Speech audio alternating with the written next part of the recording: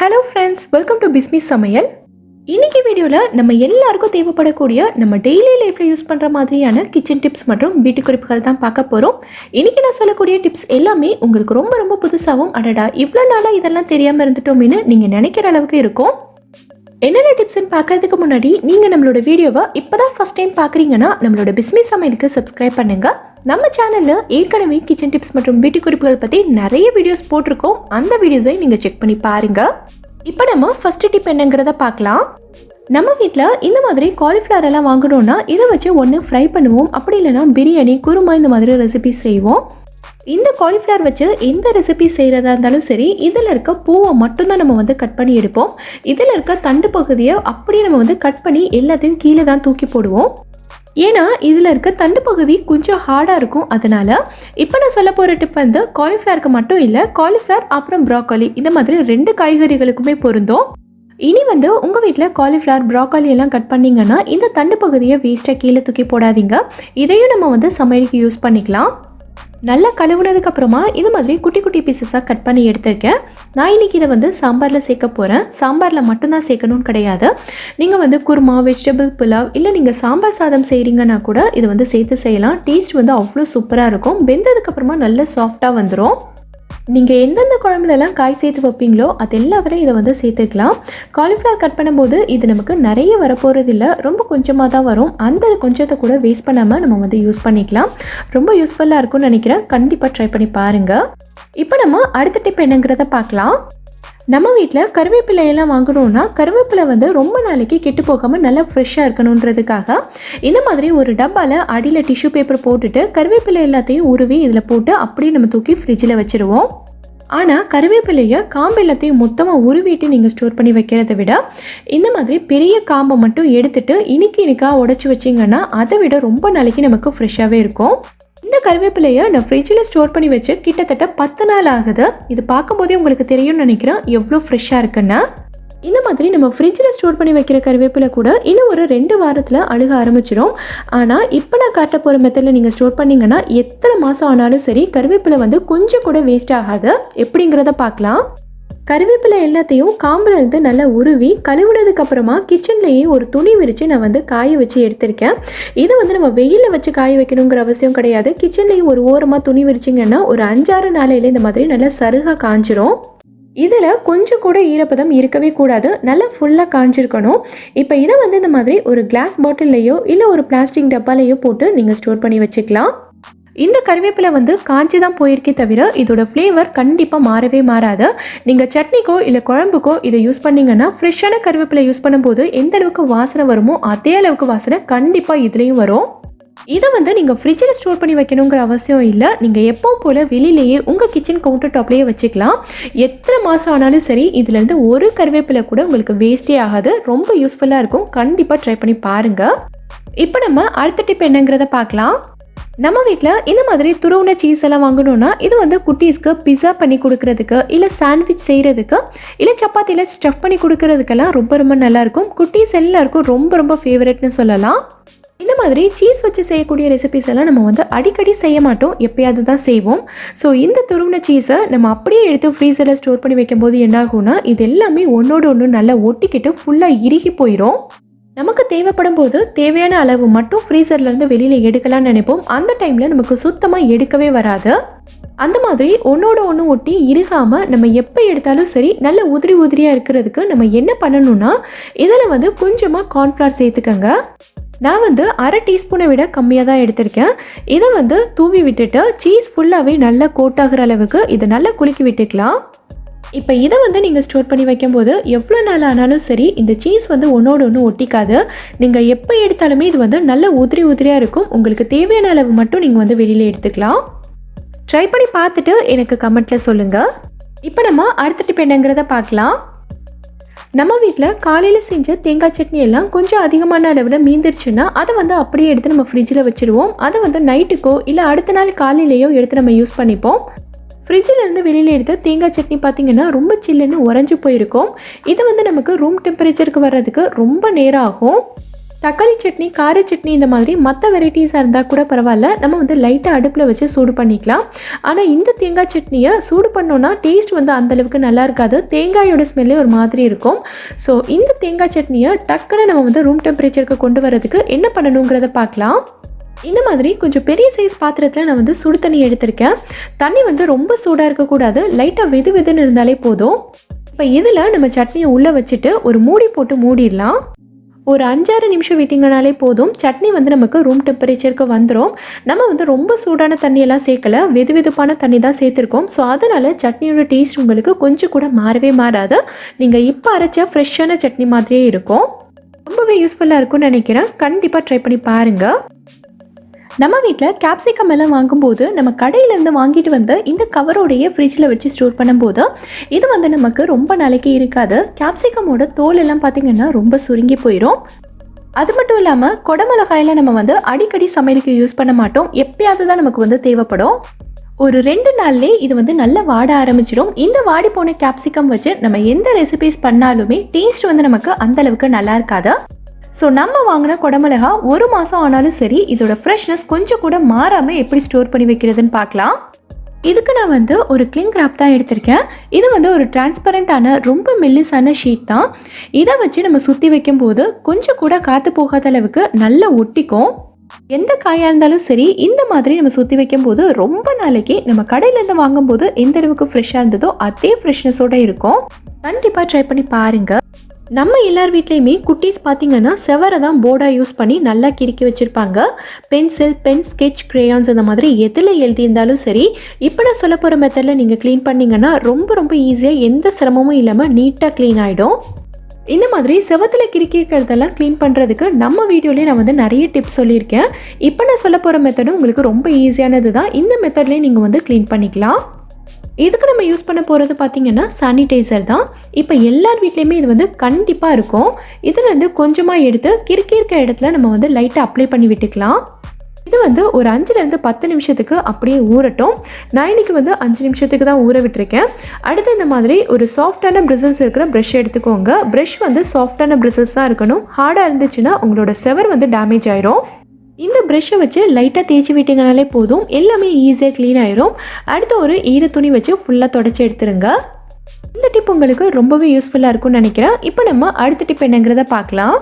இந்த டிப் வந்து நம்ம வீடியோவோட கமெண்ட்டில் ஒரு சிஸ்டர் கேட்டிருந்தாங்க. லெமன் கட் பண்ணி பாதி லெமன் யூஸ் பண்ணிவிட்டு மீதி இருக்கிற பாதி லெமனை ஃப்ரெஷ்ஷாகவே ஒரு 2-3 நாளைக்கு அதை ஸ்டோர் பண்ணி வைக்கணும், எப்படின்னு சொல்லுங்கன்னு. பொதுவாகவே நம்ம வந்து லெமனை கட் பண்ணிட்டோன்னா அது வந்து டக்குன்னு காஞ்சு போயிடும். நம்ம வந்து ஃப்ரிட்ஜில் அப்படியே வச்சு ஸ்டோர் பண்ணாலும் சரி, மேலே இருக்கிற பகுதி எல்லாமே ஒரு மாதிரி காஞ்சு போயிடும். ஸோ அந்த மாதிரி ஆகாமல் இருக்கிறதுக்கு இந்த மாதிரி ஒரு வாட்டர் பாட்டிலோட மூடி எடுத்துக்கோங்க. ஏதாவது வாட்டர் பாட்டில் இல்லைன்னா ஜூஸ் பாட்டிலோட மூடியாக இருந்தாலும் ஓகே தான். இது வந்து லெமனோட சைஸ்க்கு இருக்கணும். இதில் லெமனை இந்த மாதிரி வச்சுட்டு கீழே விழாமல் இருக்கிறதுக்காக இந்த மாதிரி ஒரு ரப்பர் பேண்ட் போட்டுக்கலாம். இதை வந்து நம்ம அப்படியே ஃப்ரிட்ஜில் வச்சுக்கலாம். லெமனோட கட் பண்ண பகுதி வந்து நல்லா டைட்டாக க்ளோஸாக இருக்கிறதுனால லெமன் காஞ்சி போகாது. ஒரு 2-3 நாளைக்காவது நல்லா ஃப்ரெஷ்ஷாகவே தான் இருக்கும். நீங்களும் ட்ரை பண்ணி பாருங்கள். அடுத்து நம்ம பார்க்க போகிறது வந்து ரொம்ப ஒரு யூஸ்ஃபுல்லான டிப்புன்னு தான் நான் சொல்லுவேன். நம்ம வீட்டில் சின்ன குழந்தைங்களுக்கெல்லாம் இந்த மாதிரி கயிறு வச்ச பேண்ட் வந்து நம்ம போட்டு விட்டோம்னா இந்த கயிறை நாம் தான் கட்டி விடணும். இப்போ நம்ம குழந்தைங்க வந்து எல்கேஜி, யூகேஜி, ஃபஸ்ட் ஸ்டாண்டர்ட் எல்லாம் படிக்கிறாங்க, ஸ்கூலுக்கு போகிறாங்க, அப்படி இல்லைன்னா வெளியில் போகிறாங்கன்னா நம்ம வந்து பேண்ட்டை இந்த மாதிரி தான் நார்மலாக கட்டுவோம். இதை வந்து அவங்களால ஈஸியாக கழட்ட முடியும், பட் மறுபடியும் அவங்களுக்கு கட்ட தெரியாது. ஸோ இந்த மாதிரி பிரச்சனைக்கெல்லாம் ஒரு சூப்பரான சொல்யூஷன் இருக்குது. குழந்தைங்க வந்து தானாகவே இந்த பேண்ட் கயிறை வந்து அவங்களால கட்டிக்க முடியும். ஒரு ஈஸியான மெத்தட் இருக்குது, எப்படிங்கிறத பார்க்கலாம். பேண்ட்டோட கயிறு எடுத்து இந்த மாதிரி நம்ம முடிச்சு போடுவோம்ல, அதே மாதிரி போட்டுக்கோங்க. பட் முடிச்சு விழக்கூடாது. இந்த மாதிரி நல்லா லூஸாக இருக்கிற மாதிரி வச்சுக்கோங்க.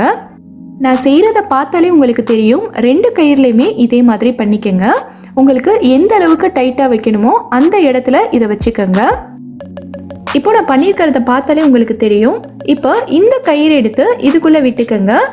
அடுத்த கயிறை எடுத்து இந்த சைடில் விட்டுக்கோங்க. ஆப்போசிட்டில் விட்டுக்கணும். இப்போது இந்த 2 கயிறையும் ஒரே நேரத்தில் பிடிச்சிலுங்க. ஸோ நமக்கு வந்து இந்த இடத்துல நல்ல ஒரு முடிச்சு விழுந்துடும். இந்த அளவுக்கு முடிச்சு விழுந்திருக்கே, இதை எப்படி குழந்தைங்க கலட்டுவாங்கன்னு நினைக்காதீங்க. இப்போ பாருங்கள். இப்போது இந்த 2 சைடில் இருக்கிற கயிறையும் நீங்கள் ஒரே நேரத்தில் பிடிச்சி எடுத்தீங்கன்னா இது நல்லா லூஸ் ஆகும் பாருங்கள். இப்போது மறுபடியும் நம்ம வந்து கயிறை பிடிச்சி எடுத்தோன்னா நல்லா டைட் ஆகிடும். ஸோ இந்த மெத்தடில் நீங்கள் வந்து குழந்தைங்களுக்கு பேண்ட் கயிறு கட்டி விட்டிங்கன்னா ரொம்ப ஈஸியாக இருக்கும், நம்மளும் டென்ஷன் ஆக வேண்டியதில்லை. ஸோ இந்த டிப் வந்து உங்களுக்கு ரொம்பவே யூஸ்ஃபுல்லாக இருக்கும்னு நினைக்கிறேன். அப்படி யூஸ்ஃபுல்லாக இருந்துச்சுன்னா இந்த வீடியோவை லைக் பண்ணிவிட்டு நம்ம சேனலுக்கு சப்ஸ்கிரைப் பண்ணிக்கோங்க. இப்போ அடுத்த டிப் என்னங்கிறத நம்ம பார்க்கலாம். நம்ம எல்லார் வீட்லேயுமே பார்த்தீங்கன்னா இந்த மாதிரி கொஞ்சம் பெரிய சைஸில் வடிகட்டி இருக்கும். இது வந்து பெரும்பாலும் நமக்கு வந்து தேங்காய் பால் புளியறதுக்கு, ஜூஸ் வடிகட்டுறதுக்கு தான் நம்ம யூஸ் பண்ணுவோம். இந்த மாதிரி வடிகட்டியெல்லாம் பார்த்தீங்கன்னா நம்ம யூஸ் பண்ணும்போது பாத்திரத்தில் வச்ச இடத்துலையே நிற்காது, வலிக்கு இந்த மாதிரி விழுந்துட்டே தான் இருக்கும். இதை வந்து நம்ம ஒரு கையில் பிடிச்சிக்கிட்டு ஒரு கையில் யூஸ் பண்ணுற மாதிரி தான் இருக்கும். ஸோ இந்த மாதிரி ஆகாமல் இருக்கிறதுக்கு நமக்கு ஒரு சூப்பரான ஐடியா இருக்குது. இந்த மாதிரி ஒரு ஸ்பூன் எடுத்துக்கோங்க. இந்த ஸ்பூனை இந்த ஓட்டையில் விட்டுட்டோன்னா இந்த வடிகட்டி வந்து நல்லா ஃபிக்ஸ் ஆகிடும். இதுக்கப்புறமா நமக்கு வந்து ஆடாது. இந்த மாதிரி கொஞ்சம் பெரிய ஓட்டையாக இருக்கிற வடிகட்டிலலாம் இந்த ஸ்பூன் வந்து நிற்காது. ஸோ நம்ம வந்து கொஞ்சம் பெரிய ஸ்பூனாக எடுத்துக்கலாம். ஸோ இந்த மாதிரி ஸ்பூன் வச்சு மாட்டி வச்சுட்டோன்னா வடிகட்டி வந்து ஆடாது, நமக்கு வந்து ஃபிக்ஸடாக நின்றுக்கும். ஸோ நம்மளோட வேலையும் டென்ஷன் இல்லாமல் ரொம்ப ஈஸியாக முடிஞ்சிடும். நீங்களும் ட்ரை பண்ணி பாருங்கள். நம்ம வீட்டில் கேரட், பீட்ரூட் எல்லாம் துருவுறதுக்கு இந்த மாதிரி கிரேட்டர் வச்சுருப்போம். இந்த கிரேட்டர் பார்த்திங்கன்னா ஆரம்பத்தில் நல்ல ஷார்ப்பாக இருக்கும். நாளாக இதோட ஷார்ப்னஸ் வந்து குறைஞ்சிக்கிட்டே வரும். இந்த கிரேட்டரோட இடுக்குகள்லையும் பார்த்திங்கன்னா ஒரு மாதிரி அழுக்காக கரை பிடிச்ச மாதிரி இருக்கும். இதை வந்து நம்ம பஜ்ஜி போடுறதுக்கு வாழைக்காயெல்லாம் சீச்சிருந்தோன்னா ரொம்ப கரை பிடிச்ச மாதிரி இருக்கும். ஸோ இன்றைக்கி நம்ம ஒரே ஒரு மெத்தட் யூஸ் பண்ணி இந்த கிரேட்டரை நல்ல ஷார்ப்பாகவும் இதோட இடுக்குகளில் இருக்க கரை, அழுக்கு எல்லாத்தையும் ரிமூவ் பண்ணிவிட்டு இந்த கிரேட்டரை நல்ல புதுசாக பலன்னு ஆக்குறதுக்கு ஒரு சூப்பரான ஐடியா இருக்குது. இதுக்கு நான் இன்றைக்கி வந்து கெச்சப் எடுத்திருக்கேன், அதாவது தக்காளி சாஸ் தான் எடுத்திருக்கேன். இதை வந்து நம்ம இந்த கிரேட்டரில் கொஞ்சமாக அப்ளை பண்ணிக்கலாம். இப்போ இந்த மாதிரி ஒரு அலுமினியம் ஃபாயில் எடுத்துக்கோங்க. இந்த ஃபாயிலை நல்லா மடிச்சிட்டு இந்த கிரேட்டரில் வச்சு இந்த மாதிரி நல்லா தேய்ச்சி விட்டுருங்க. எல்லா இடத்துலையுமே நல்லா தேய்ச்சிக்கோங்க. முக்கியமாக உங்களுக்கு வந்து எங்கெல்லாம் கரை பிடிச்சிருக்கோ அந்த இடத்துல நல்லா தேய்ச்சி விட்டுக்கோங்க. இந்த மாதிரி நம்ம அலுமினியம் ஃபாயில் வச்சு தேய்க்கிறதுனால கிரேட்டர் வந்து நல்ல ஷார்ப் ஆயிரும். அதே மாதிரி நம்ம வந்து டொமேட்டோ சாஸும் போட்டு தேய்க்கிறதுனால இதில் படிஞ்சிருக்க அழுக்கு, கரை எல்லாமே ரொம்ப சீக்கிரமாக போயிடும். இந்த மாதிரி நல்லா ஃபுல்லாக தேய்ச்சி விட்டாச்சு. இதை வந்து நான் கழுவிட்டு நல்லா தொடச்சிட்டு உங்களுக்கு காட்டுறேன் பாருங்கள். உங்களுக்கு பார்க்கும்போதே தெரியும் இதில் இருந்த கரை எல்லாமே போயிடுச்சு. கிரேட்டரும் இப்போ வந்து நல்ல ஷார்ப்பாக இருக்குது. இந்த டிப்பை நீங்களும் ட்ரை பண்ணி பாருங்கள். பெரும்பாலும் மழை காலங்களில் பார்த்திங்கன்னா சுகர் வந்து கட்டி ஆகிடும். சுகர் வந்து தண்ணி விட்ட மாதிரி இருக்கும். ஸோ இந்த மாதிரி பிரச்சனையெல்லாம் இல்லாமல் சுகர் வந்து எப்போவுமே இந்த மாதிரி நல்லா ட்ரையாக இருக்கிறதுக்கு நம்ம என்ன பண்ணணுங்கிறத பார்க்கலாம். நீங்கள் சுகர் ஸ்டோர் பண்ணி வைக்கிற டப்பா வந்து எப்போவுமே நல்லா கழுவி காய வச்சு எடுத்துக்கோங்க. அதில் கொஞ்சம் கூட ஈரப்பதம் இருக்கவே கூடாது. இந்த மாதிரி ஒரு டிஷ்யூ எடுத்துக்கோங்க. அப்படி இல்லைனா ஏதாவது ஒரு நோட் புக்கில் இருந்து எழுதாத பேப்பராக எடுத்துக்கோங்க. பேப்பர் எடுத்து மடித்து இந்த மாதிரி டப்பாவோட அடியில் போட்டுக்கோங்க. இப்போது இந்த பேப்பருக்கு மேலே நம்ம வந்து சுகர் கொட்டி வச்சுக்கலாம். இந்த மாதிரி நம்ம டிஷ்யூ அப்படி இல்லைனா பேப்பர் போட்டுட்டு சுகர் கொட்டும்போது பார்த்திங்கன்னா இதில் ஏதாவது ஈரப்பதம் இருந்துச்சுனாலும் இந்த பேப்பர் வந்து நமக்கு ஃபுல்லாக அப்சர்வ் பண்ணிடும். ஸோ இந்த சுகர் டப்பாவை நம்ம வந்து கபரில் வைக்கும்போது நிறைய எறும்பு வர்றதுக்கும் சான்சஸ் இருக்குது. ஸோ இந்த மாதிரி எறும்பு வராமல் இருக்கிறதுக்கு நம்ம வந்து கிராம்பு தான் யூஸ் பண்ண போகிறோம். இதிலேருந்து ஒரு 5-6 கிராம்பு எடுத்து இந்த சுகர் டப்பாக்களை போட்டு வச்சுக்கலாம். இந்த மாதிரி கிராம்பு போட்டு வைக்கிறதுனால நமக்கு வந்து எறும்பு தொல்லை இருக்காது. அதே மாதிரி நம்ம சுகரும் நல்ல வாசனையாக இருக்கும். இந்த டிப்பை நீங்களும் ட்ரை பண்ணி பாருங்கள். நம்ம வீட்டில் இந்த மாதிரி பாட்டில் டைப்பில் நம்ம வந்து ஜாம், ஊறுகாய், சாஸ் எல்லாம் வாங்குவோம். இந்த பாட்டில் பார்த்திங்கன்னா ஃபஸ்ட் டைம் ஓப்பன் பண்ணும்போது நமக்கு அவ்வளோ சீக்கிரமாக ஓப்பன் பண்ண வராது, கொஞ்சம் கஷ்டமாக தான் இருக்கும். ஸோ இந்த பாட்டிலை வந்து ரொம்ப ஈஸியாக எப்படி ஓப்பன் பண்ணுறதுன்னு பார்க்கலாம். இந்த பிளேட்டில் நான் வந்து கொஞ்சமாக சுடு தண்ணி சேர்த்துருக்கேன். தண்ணி வந்து ரொம்ப சூடாக இருக்கக்கூடாது, கொஞ்சம் வெதுவெதுப்பாக இருந்தால் போதும். இந்த தண்ணியில் பாட்டிலை இந்த மாதிரி கவுத்தி வச்சிடலாம். இந்த பாட்டில் வந்து ஒரு 5 நிமிஷத்துக்கு அப்படியே தண்ணியிலேயே இருக்கட்டும். 5 நிமிஷத்துக்கு அப்புறமா நீங்கள் எடுத்து ஓப்பன் பண்ணிங்கன்னா இது வந்து ரொம்ப ஈஸியாக நமக்கு வந்து ஓப்பன் பண்ண வரும். நமக்கு கண்டென்ஸ்டு மில்க், எவாப்ரேட்டட் மில்க் எல்லாமே இந்த மாதிரி டின் டைப்பில் தான் கிடைக்கும். இந்த மாதிரி இருக்கிற டின்னோட மூடியை நம்ம ஒரு தடவை ஓப்பன் பண்ணிட்டோன்னா நம்மளால் மறுபடியும் அதே மூடி வச்சு க்ளோஸ் பண்ண முடியாது. ஸோ இந்த மாதிரி இருக்கிற கண்டென்ஸ்டு மில்கெல்லாம் நம்ம டின்னை ஓப்பன் பண்ணி பாதி யூஸ் பண்ணிவிட்டு மீதி இருக்கிறத அப்படியே வச்சுட்டோன்னா நமக்கு வந்து அடுத்த தடவை யூஸ் பண்ண முடியாது, ரொம்ப சீக்கிரமாக கெட்டு போயிடும். ஸோ இதுக்கு நம்ம என்ன பண்ணலான்னா, நீங்கள் வந்து இந்த டின்னை ஓப்பன் பண்ணி உங்களுக்கு தேவையானதை யூஸ் பண்ணிவிட்டு மீதி இருக்கிறத உடனேவே இந்த மாதிரி ஒரு அலுமினியம் ஃபாயில் வச்சு ஃபுல்லாக கவர் பண்ணிவிடுங்க. இதை வந்து நம்ம அப்படியே ஃப்ரிட்ஜில் வச்சுட்டோன்னா ஃபாயில் வந்து டக்குன்னு எடுத்துகிட்டு வர்றதுக்கும் சான்சஸ் இருக்குது. ஸோ இந்த மாதிரி ஒரு ரப்பர் பேண்ட் வச்சு நல்லா டைட்டாக கட்டி விட்டுருங்க. ஸோ இந்த மாதிரி மெத்தடில் நம்ம ஸ்டோர் பண்ணி வைக்கும்போது பார்த்திங்கன்னா கண்டென்ஸ்டு மில்க் வந்து நம்ம வேஸ்ட் பண்ணாமல் ரொம்ப நாளைக்கு ஸ்டோர் பண்ணி வச்சு யூஸ் பண்ணிக்கலாம். ட்ரை பண்ணி பாருங்கள். நம்ம வந்து லெமன் ஜூஸ் எல்லாம் போடும்போது பார்த்திங்கன்னா இந்த லெமனை அப்படியே ஃப்ரிட்ஜிலேருந்து எடுத்து கட் பண்ணி நம்ம வந்து பிழிஞ்சோன்னா இந்த லெமன்லேருந்து நமக்கு அந்த அளவுக்கு ஜூஸ் வராது. அது மட்டும் இல்லாமல் லெமன் வந்து கொஞ்சம் ஹார்டாக இருக்கிறதுனால நமக்கு பிழியறதுக்கும் கொஞ்சம் கஷ்டமாக இருக்கும். இது வந்து 1-2 லெமன் பிழியும் போது நமக்கு அந்தளவுக்கு கஷ்டம் தெரியாது. ஆனால் நிறைய லெமன் பிழியும் போதோ இல்லைனா ஒரு ஃபங்க்ஷனில் ஜூஸ் போடும்போதோ நமக்கு ரொம்ப கஷ்டமாக இருக்கும். ஸோ அந்த மாதிரி ஆகாமல் இந்த லெமன்லேருந்து அதிகமாக ஜூஸ் கிடைக்கிறதுக்கும் நமக்கு கொஞ்சம் கூட கை வலிக்காமல் ரொம்ப ஈஸியாக பிழியறதுக்கும் ஒரு சூப்பரான டெக்னிக் இருக்குது. இந்த பவுலில் நான் வந்து சுடு தண்ணி எடுத்திருக்கேன். தண்ணி வந்து ரொம்ப சூடாக இருக்கக்கூடாது. நமக்கு வந்து கை பொறுக்கிற சூடில் வெதுவெதுப்பாக இருந்தால் போதும். இப்போது இந்த வெதுவெதுப்பான தண்ணியில் நம்ம வந்து லெமனை போட்டுடலாம். லெமன் வந்து ஒரு 10 நிமிஷத்துக்கு இந்த தண்ணியிலேயே இருக்கட்டும். ஒரு 10 நிமிஷத்துக்கு அப்புறமா நான் வந்து லெமனை தண்ணியிலேருந்து வெளியில் எடுத்துட்டேன். இந்த மாதிரி கட் பண்ணி வச்சுருக்கேன். பார்த்தீங்கன்னாலே தெரியும் லெமன் எந்த அளவுக்கு நல்லா சாஃப்டாக வந்திருக்குன்னு. இப்போது இந்த லெமனை நம்ம பிழியும் போது நமக்கு வந்து அதிகமாக ஜூஸும் கிடைக்கும். அதே நேரத்தில் இதோட தோல் வந்து நல்ல சாஃப்டாக இருக்கிறதுனால நமக்கு ரொம்ப ஈஸியாகவும் பிழிய வரும். கொஞ்சம் கூட கை வலிக்காது.